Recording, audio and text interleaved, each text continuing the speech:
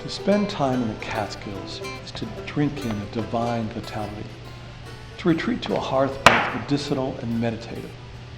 It allows us to dial back to a simpler, more natural time, to reignite the soul and rekindle the spirit. Because sometimes stepping back renders us fit for moving forward. People would come particularly from New York City. Avoiding tuberculosis was a problem, the heat and dust of New York City, and families would come to the Catskills. Husbands would come up with their wives and their children on weekends. Husbands would deposit the family, and they would go back to the city and work during the week and come back on weekends. And that went on into the early 1900s. They encountered streams of the Catskills, the pureness of that water.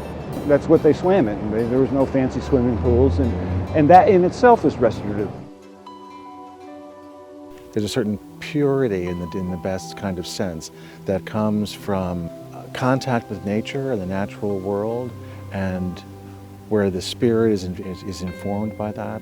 And so it's about lifting you up into your highest plane. So it's been a place of refuge for people where they can find that beauty within.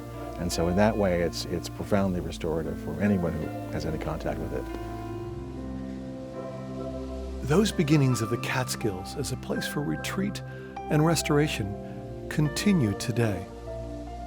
The big thing about the stones is that the heat penetrates deep into the body, into the organs, deep into the muscle tissue. And so it really does help to restore circulation in the body.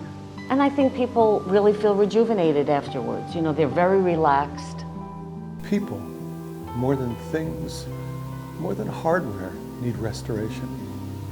To be renewed, revived, reclaimed, and repaired.